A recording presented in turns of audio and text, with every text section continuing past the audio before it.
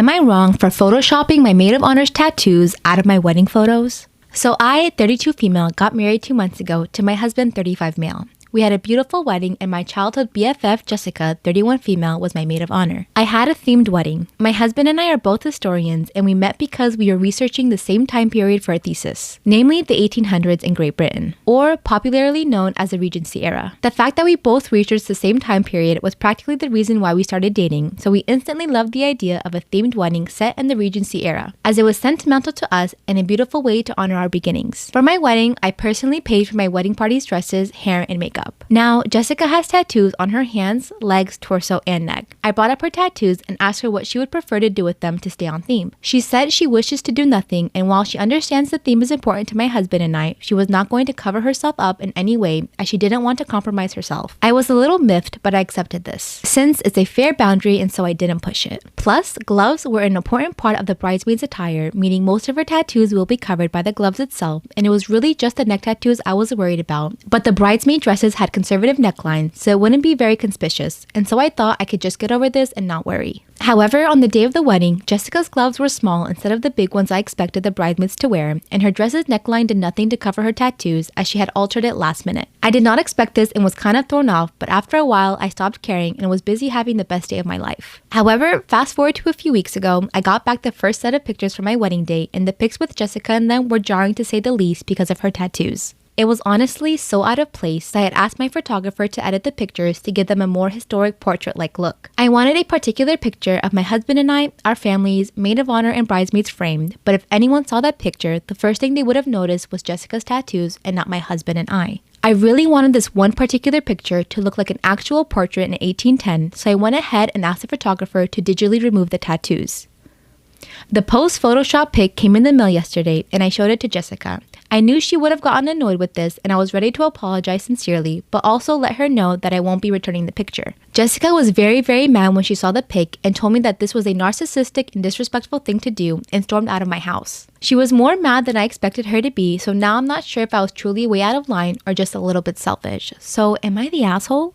Am I wrong for turning down a family vacation because I would have to pay and my sister wouldn't? My 28 female parents are organizing a family holiday abroad and have approached me stating that they will be paying for my sister's 30 female holiday but not mine. This is because to them, I can afford it and she cannot, and this is the only way we would all be able to go on vacation together. They can't afford to pay for both of us. They said that it's their money and they can do as they wish with it, and that I am in a good spot financially right now and my sister isn't. If I ever find myself in a bad spot, they will help me out. But to me, it's not that simple. I am more financially stable than my sister because I have chosen to live in a cheaper area despite being further away from my friends, followed a career path where financial security is guaranteed, and always live well within my means. Whereas my sister has followed a career path which is unfair, I admit, underpaid, insisted on living close to her friends despite the high rent, and likes to spend more money on her lifestyle. My parents think that I am lucky that my passion lines up with a well-paid job, and my sister is unlucky that her passion does not. So my sister deserves more help due to that bad luck. They also think that I am lucky to have a partner that I can move away with to a cheaper area, and my sister, who doesn't currently have a serious partner, is unlucky in that respect, so it would be a greater deal to move away from her friends and therefore, again, unlucky. Again, they insist if the tables turn around and our fortunes are reversed, they would help me out. Am I the asshole for refusing this holiday and choosing one with my friends at the same time instead? If the money thing wasn't there, I probably would have chosen the family holiday, but I just feel like my frugal decisions are now being punished and that this is unfair. I'm not angling for my parents to pay for me too, and I also feel bad for kind of suggesting indirectly my sister pay for hers, but I still feel really hard done that my sister is being coddled and the fact that she spends quite a lot on a day-to-day basis, much more than me, is being rewarded. My parents and sister think I'm being money hungry and not very compassionate to my sister's unlucky love life and underpaid profession. This is stopping us from going on a vacation with all 4 of us, which is upsetting my parents. Okay, here's the thing. I think it's petty for you that the only reason you don't want to go is because they're paying for your sister.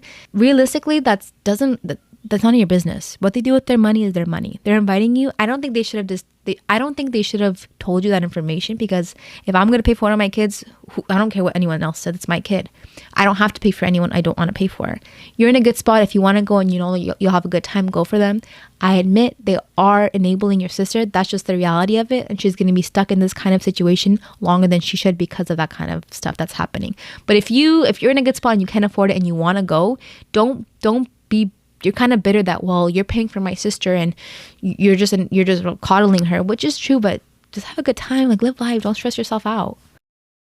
Am I the asshole for speaking to my Italian girlfriend's rude Italian-American family and embarrassing them? For a little backstory, due to my dad's job, we lived in Italy for 3 years when I was younger, so I speak Italian almost fluently. It's been a while, so I've lost some of it. Recently, I started dating a girl. She's great and I love her so much. I met her family a few nights ago for dinner. She warned me that the male side of her family is very big into being macho, into testing the boys the women date, and are very big on taking pride in their Italian ancestry. I think besides the grandfather, however, they were almost all born in Bergen County, New Jersey, but whatever. It's nice to take pride in one's heritage. So long story short, at dinner they kept making jokes at my expense. I honestly would not call it bullying, just things about my height, beard, shaved head. They tried to make fun of my IT job too, but stopped once I told them my income. It was overall not a bad experience, but a not so pleasant one either. Anyway, her older brother kept pushing things, giving me exceptional amounts of shit for playing lacrosse in high school. Apparently, it's a sport for prissy rich kids and not manly like football or baseball. He ended his rant by saying, "Hey, we're just a big Italian family. We're allowed to tell it how we see it." And all of the family except my girlfriend laughed. So I, for the next minute, responded to everything they said in Italian. My girlfriend buried her head in shame. The grandfather laughed and everyone else kept looking at each other confused before telling me that they didn't speak Italian. I replied, "Then don't use your Italian heritage as an excuse to behave poorly when you can't even speak the language." They got mad, but the grandfather told them all that I was right and to be quiet. My girlfriend isn't mad. She was ashamed that her family dug so deep into me, not about my response.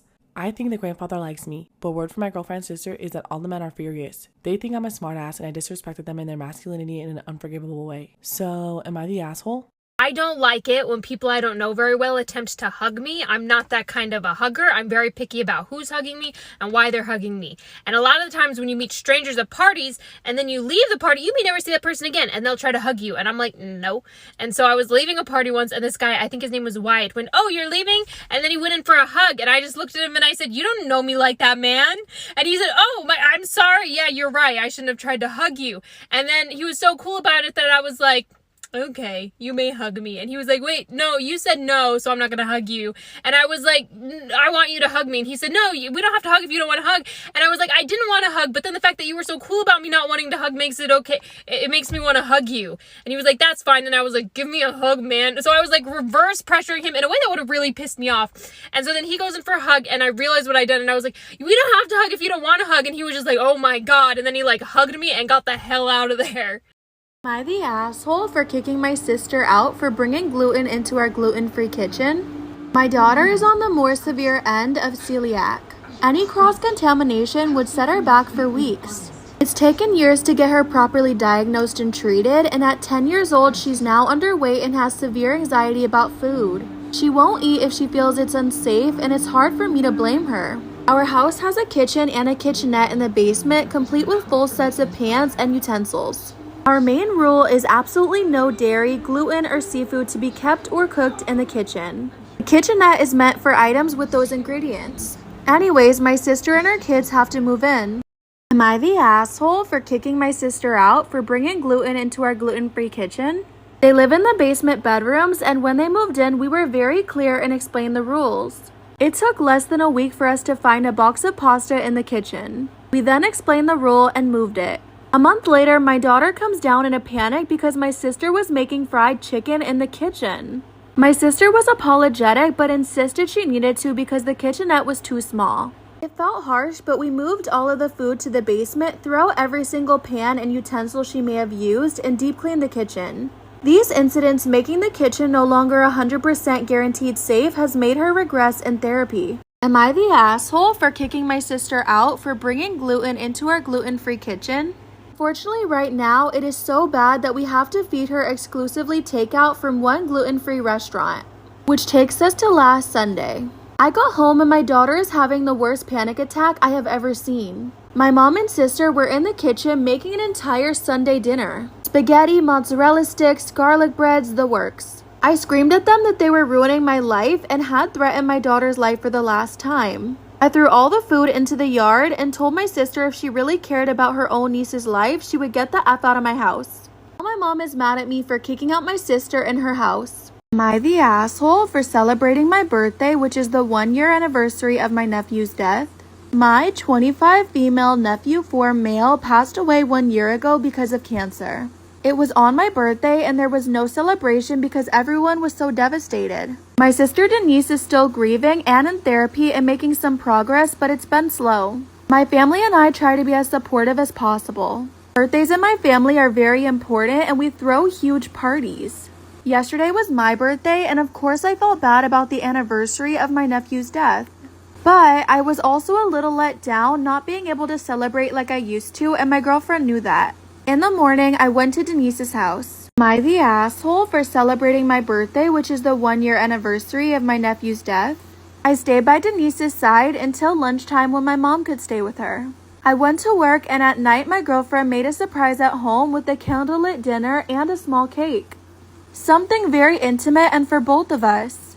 I didn't post on social media, but my girlfriend posted a picture of us holding hands and the dinner she made with "Happy birthday, my love." My mom and Denise follow her, and I woke up the next day to hundreds of texts from my mom and Denise. They asked if I was celebrating even though it was a sad day and how heartless I was. I said it was a surprise, but they called me cold, heartless, and insensitive.